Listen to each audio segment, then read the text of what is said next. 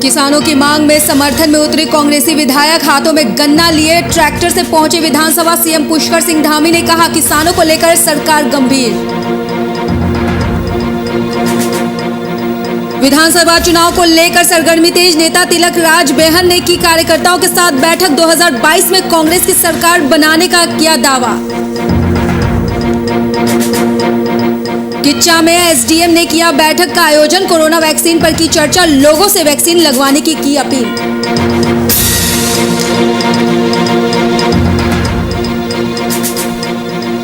बारिश ने बढ़ाई लोगों की मुश्किलें। देवप्रयाग के पास बद्रीनाथ हाईवे मलबा आने से बंद, यात्रियों को आने जाने में करना पड़ रहा परेशानियों का सामना। नमस्कार, आप देख रहे हैं वीआईपी न्यूज, मैं हूं शिखा। तो चलिए बात करते हैं उत्तराखंड लाइव की। विधानसभा के मॉनसून सत्र में आज 5वें दिन किसानों के मुद्दे पर विपक्ष ने जमकर हंगामा काटा है।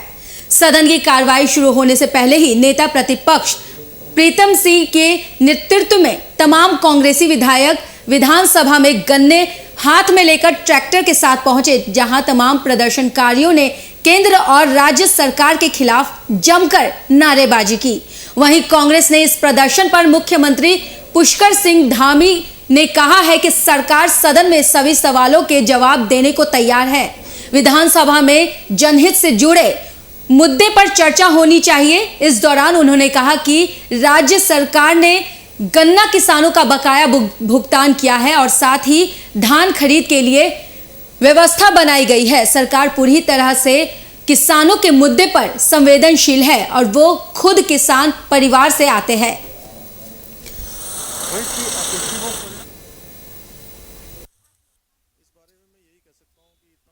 चल रहा है और सदन के अंदर हम बहस करने के लिए तैयार हैं, हम सदन पर जवाब देने के लिए तैयार हैं। उनको सदन के अंदर अपनी बात करनी चाहिए और एजेंडा केवल और केवल इस समय उत्तराखंड की जनता के हित का होना चाहिए। उत्तराखंड के जो दूर दराज के लोग हैं, उनके विकास की बात हो रही है, उनके उन्नयन की बात हो रही है, उनको आगे लाने की बात हो रही है, वहाँ पर कैसे सुविधाएँ पहुँचें उसकी बात हो रही है। वो चर्चा सदन के अंदर होनी चाहिए।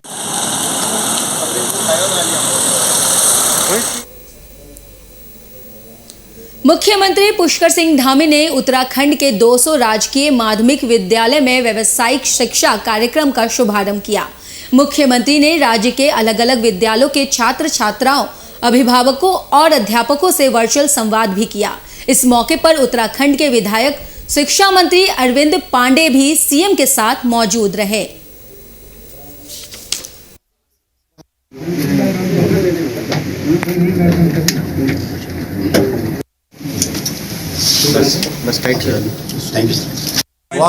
देखिए, हजारों छात्र छात्राओं ने सीधे आज संवाद किया है, सीधे हम लोगों ने उनसे संवाद किया है और इसमें 2-3 चीज़ें। एक तो 10वीं और 12वीं कक्षा के जो बच्चे हैं वो राजकीय विद्यालय में पढ़ने वाले, उनको हम लोग जल्दी ही टैबलेट उपलब्ध करवाने वाले हैं। जल्दी उनके लिए टैबलेट की व्यवस्था करेंगे और साथ ही में जो अभी कुछ लोगों के द्वारा ये ऐसी बातें आ रही थी कि रजिस्ट्रेशन शुल्क लग रहा था उत्कृष्ट विद्यालयों में और कुछ फीस ली जा रही है ज़्यादा, ऐसी कोई बात नहीं, कोई फीस नहीं ली जा रही है, कोई शुल्क अलग से नहीं लिया जा रहा है। जो सामान्य प्रक्रिया के तहत जो उन विद्यालयों में प्रवेश होंगे।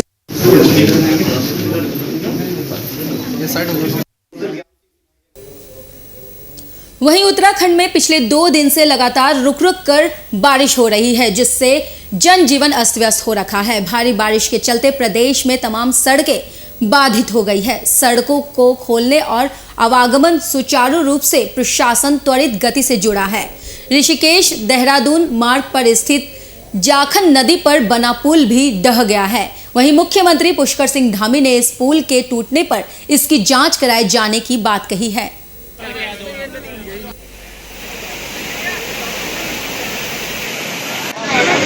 अभी ये जानकारी आई है कि हमारा ये जो पुल है ऋषिकेश और हमारे कोई वाला क्षेत्र और एयरपोर्ट को रानी पोखरी को जोड़ने वाला रानी पोखरी क्षेत्र में वो पुल जो है नीचे धंस गया है।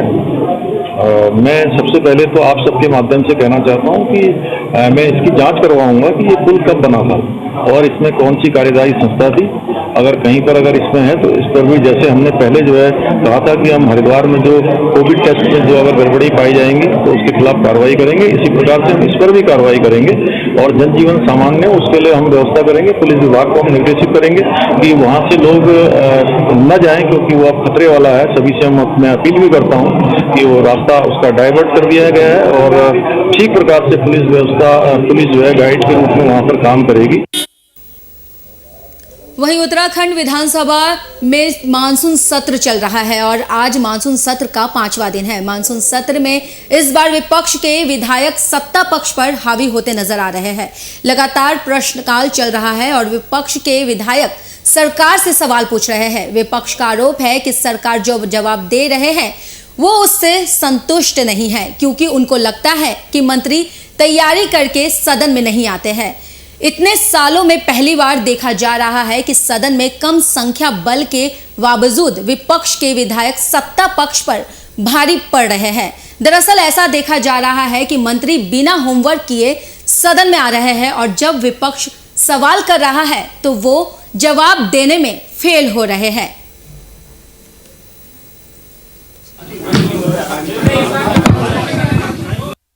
और लोग कहाँ गए भी?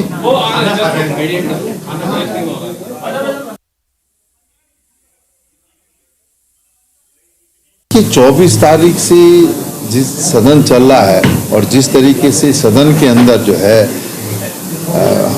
मंत्रीगणों को तैयारी के साथ आना चाहिए, वो तैयारी कहीं पर दिखाई नहीं दे रही है और जवाब तो मिल ही नहीं रहा। जो भी प्रश्न किया जाता है उसमें यही जवाब आता है कि हम जो है सूचना घर पर भिजवा देंगे। तो इससे थोड़ी बात बनने वाली ये हालत स्थिति है।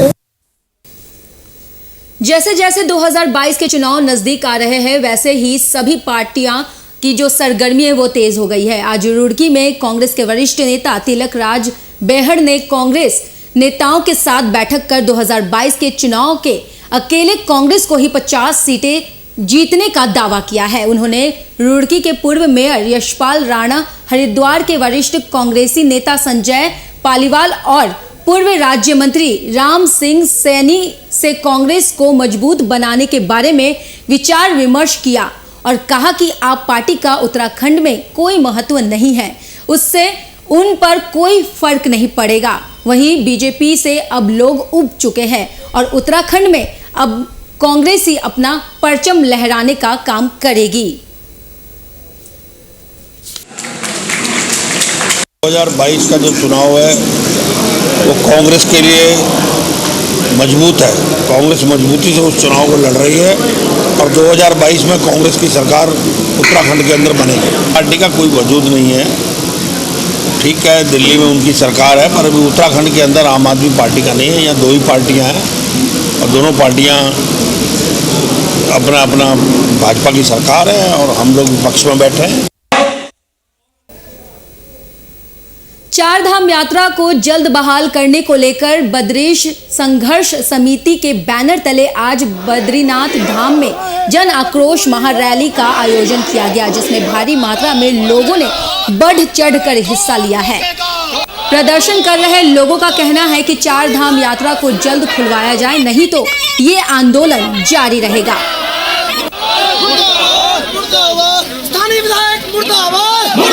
और हमारे जिला अध्यक्ष रघुवीर बिश जी और हमारे जनजाति मोर्चा के अध्यक्ष पुष्कर राणा जी को अपना जो है पद से इस्तीफा दे दिया।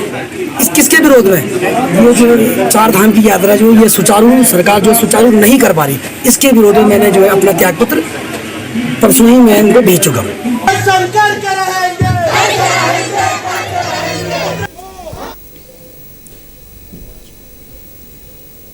वहीं किच्छा तहसील में एसडीएम नरेश चंद्र दुर्गापाल के नेतृत्व में प्रशासन और जनप्रतिनिधियों के साथ एक बैठक का आयोजन किया गया। बैठक को संबोधित करते हुए एसडीएम नरेश चंद्र दुर्गापाल ने कहा कि इस बैठक का उद्देश्य 7 सितंबर तक किच्छा तहसील में 100% कोविड-19 का वैक्सीनेशन करना है, ताकि किच्छा तहसील क्षेत्र को कोविड-19 की तीसरी लहर से बचाया जा सके और लोगों को सुरक्षित किया जा सके। आपको ये कोविड-19 कोविड-19 के बचाव हेतु जो टीकाकरण अभियान है वो तहसील किच्छा में हमने पिछले मई के महीने से संचालित करते लगातार आ रहे हैं और मैंने जनप्रतिनिधियों के सहयोग से और अपने सारे कर्मचारियों के सहयोग से इसको 75% के आसपास अचीव किया है अभी तक। अभी भी मेरे जो 20 से 25% लोग छूट गए हैं तो उनके लिए एक मॉपअप राउंड चलाना है। इसको हम कह रहे हैं कि टीकाकरण का महाअभियान, ये स्पेशल हमारा ड्राइव है जो 7 सितंबर तक चलना है।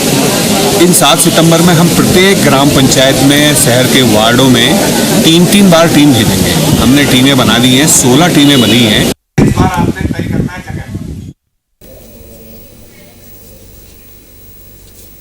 हरिद्वार कुंभ मेले में कोरोना वायरस के घोटाले को लेकर आज आम आदमी पार्टी के मुख्यमंत्री कर्नल अजय कोठारिया ने एक प्रेस कॉन्फ्रेंस का आयोजन किया। साथ ही अधिकारियों निलंबित करने को और सीबीआई जांच करने की मांग की।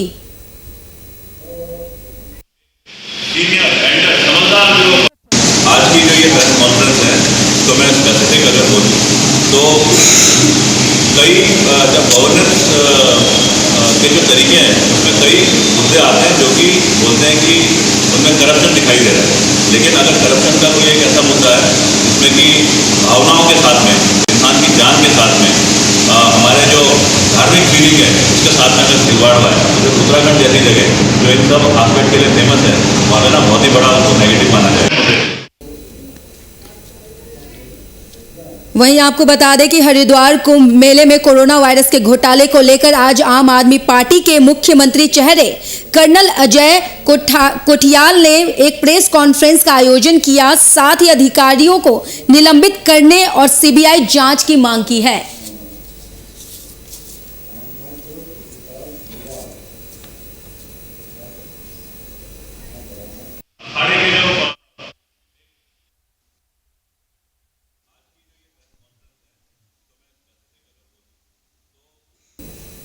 वहीं पहाड़ों में लगातार हो रही बारिश के चलते जगह जगह सड़कें भूस्खलन से बाधित हो गए हैं।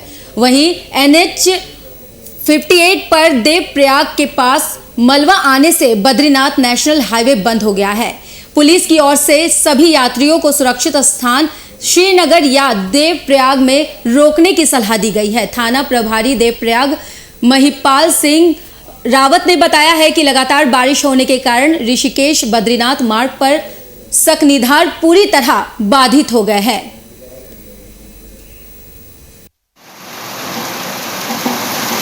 ये 2 दिन से जो भारी बारिश हो रही है इससे ये ऋषिकेश बद्रीनाथ मार्ग है ये कई जगह अवरुद्ध हो गया है।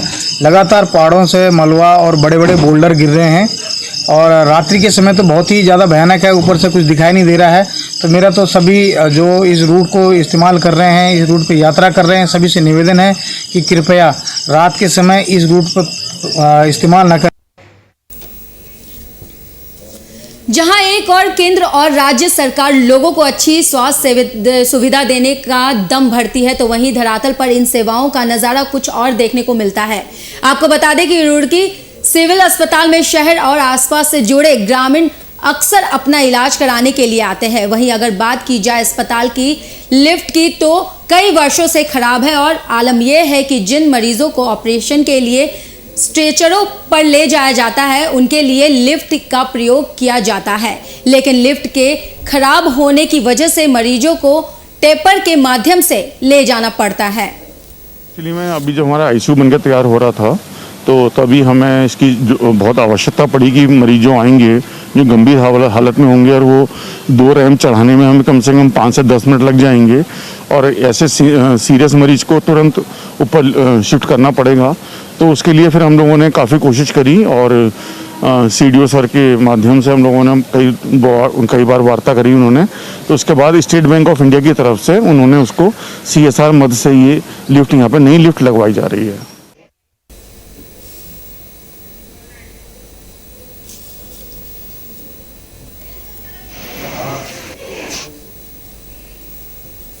वहीं लगातार हो रही बारिश से मसूरी देहरादून सड़क पर कई स्थानों पर मलबा और बोल्डर आने से कई बार मार्ग बाधित हो गया है, जिससे लोगों को भारी परेशानी का सामना करना पड़ रहा है।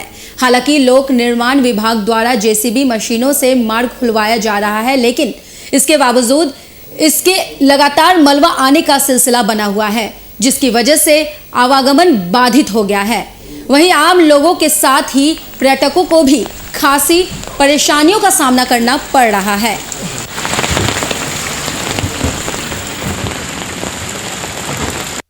देखिए, वर्तमान में वहाँ पे 2 जेसीबी तैनात की गई हैं और साथ ही साथ रात्रि के समय जो परिवहन है उसको भी हम लोग रोक रहे हैं और वहाँ पे लगातार जो PWD के मेट्स हैं उनको डिप्लॉय किया हुआ है और पुलिस भी डिप्लॉयड है। तो वहाँ पे चूँकि देहरादून और मसूरी को कनेक्ट करने वाली एक ही सड़क है, तो उस हिसाब से हम लोग लगातार उस पर ध्यान बनाए हुए हैं और जैसा मौसम विभाग का जो भी अनुमान या हमें वार्निंग प्राप्त होती है तो उस हिसाब से वहाँ पे निर्णय लिया जाता है।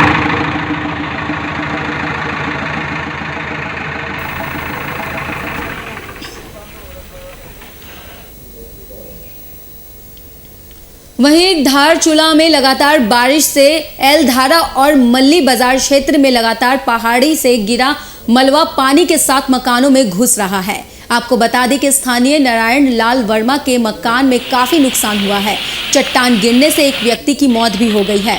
फिलहाल स्थानीय प्रशासन की ओर से मलबे को हटवाया जा रहा है।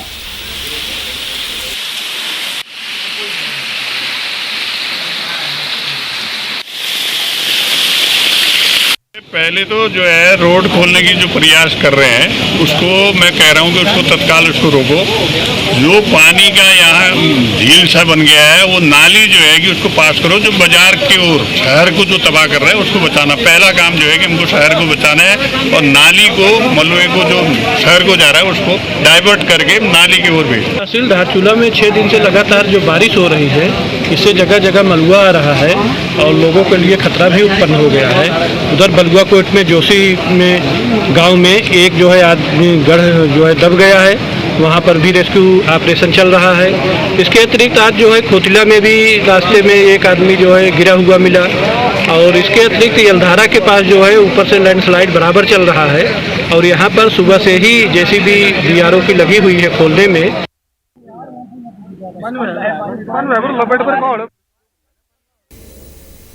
हरिद्वार महाकुंभ में हुए लाखों फर्जी कोविड टेस्ट में 2 बड़े अधिकारियों को निलंबित कर दिया गया है।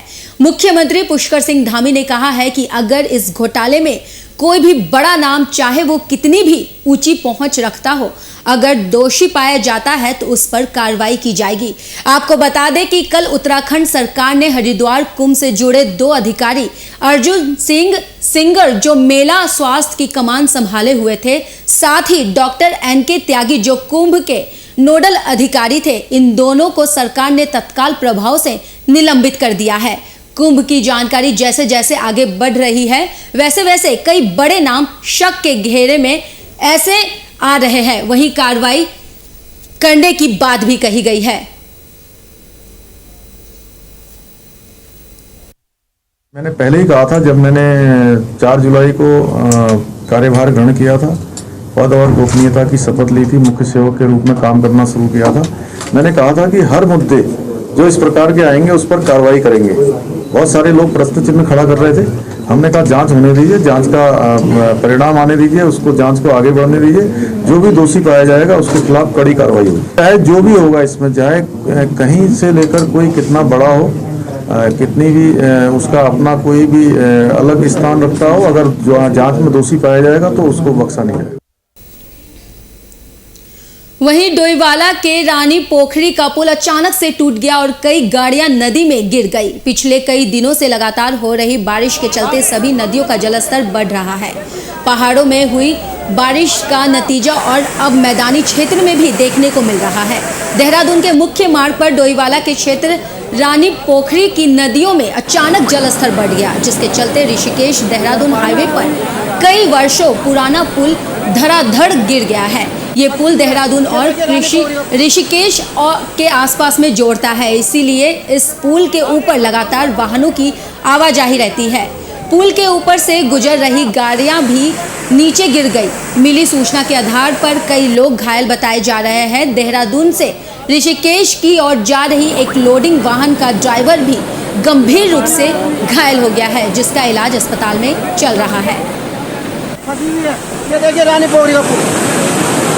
अभी फिलहाल ये है कि यहाँ पे रानी पोखरी वाले साइड से 10 मीटर पुल घसा है। पुल का लेंथ जब लगभग 350 मीटर है, तो लगभग ये बताया जा रहा है कि 10 मीटर स्ट्रेच पे जो है पुल धंसा हुआ है। और अभी फ़िलहाल हमने आवाजाही जो है इस वाले स्ट्रेच पे भी, देहरादून वाले साइड से भी और ऋषिकेश वाले साइड से भी हमने बंद कर दिया है।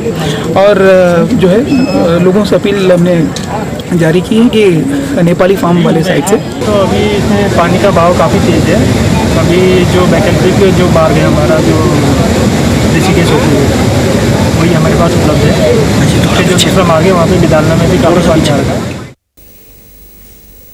वहीं जोशीमठ का ऐतिहासिक प्रियदर्शनी गांधी मैदान बदहाली का रोना रो रहा है। नगर क्षेत्र के लोकप्रिय खेल मैदानों में कभी शुमार ये गांधी मैदान अब गड्ढों और कीचड़ के पटा हुआ है। महज नगर और वाहनों की पार्किंग डिस्टेंस बन गया है। और हालात ये है कि प्रियदर्शनी खेल मैदान कभी सुबह शाम बच्चों के खेल की प्रैक्टिस करते थे, अब वहां चलना भी मुश्किल है।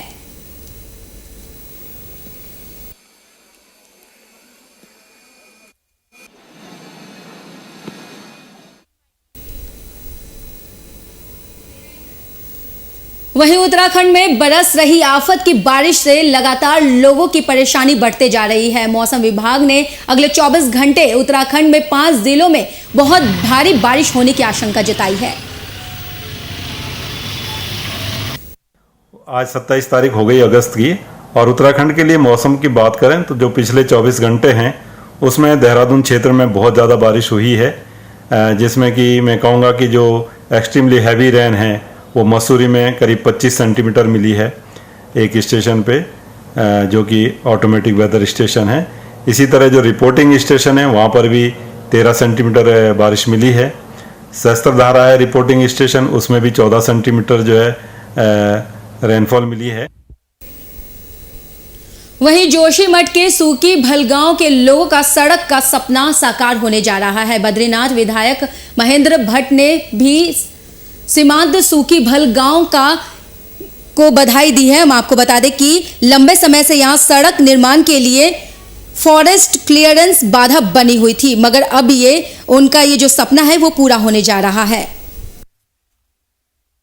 सीमांत घाटी जनपद चमोली के जो जोशीमठ से जोशी ब्लॉक के अंतर्गत लगभग सूकी भल का जो मोटर मार्ग काफ़ी सालों से लंबित पड़ा हुआ था, तो भारत सरकार द्वारा हमें सैद्धांतिक स्वीकृति मिल चुकी है। मैं सर्वप्रथम PWD बने और हमारे CF और तमाम नोडल अधिकारियों का धन्यवाद करना चाहूँगा, जिन लोगों ने हमारे क्षेत्र की समस्याओं को सुनी और देखी है, तो उन सभी का मैं धन्यवाद करता हूँ। हमारे पूर्व DFO लक्ष्मण सिंह रावत जी का, उनका भी धन्यवाद करूँगा। वहीं रुड़की के ग्राम चंदापुर निवासी मनीष कुमार लगभग 4 दिन पहले अपने ससुराल गया हुआ था, जहां आज सुबह संदिग्ध परिस्थितियों में उसका शव मिला है। वहीं युवक के परिजनों ने ससुराल पक्ष पर हत्या का आरोप लगाया है। मैं गांव का निवासी हूं। जो मेरा भाई था मनीष, उसको 4 लड़के आए, उसका सारा था, 3 और जने थे इसके साथ में। तो मैं आकर मैंने पूछा भाई कहाँ जा रहा, तो कहने लगा भाई ये मुझे लेने के लिए आए, मेरी कोई जांच करवाओगे? हम सेब लेकर जा रहे। मैंने पूछा जी उनसे, मगर भाई इसका क्या करोगे तुम, भाई क्या दिक्कत हो रही तुम? तो वह कहने लगे जी हम सेब लेकर जा रहे हैं, सेब ही छोड़ कर जाओगे। और आज सेब का नतीजा उस हमारे पास ये भेजा गया। ये लड़का 3 दिन से गाँव में था और लड़के वाले उस लड़की को भेज नहीं रहे थे ससुराल में, यानी कि लड़के घर, और इस वजह से लड़के में और उनमें अनबन हुई थी। 10 दिन पहले अनबन हुई थी उनमें, और 10 दिन के बाद ये हादसा हो गया। थाना के अंतर्गत अभी ये सूचना हमें प्राप्त हुई थी, जिसमें ये लड़का अपने ससुराल पक्ष में आया था, पिछले 3 दिन से यहाँ रह रहा था, आज ये मृत पाया गया है। इसके संबंध में जो भी आवश्यक कार्रवाई है उसको मोर्चरी में भिजवा के उसका PM कराया जा रहा है और घटना के कारणों का पता लगाया जा रहा है, और जल्दी ही जो भी इसमें वैधानिक कार्रवाई होगी वो की जाएगी। फिलहाल खबरों में बस इतना ही। मुझे इजाजत दें। नमस्कार।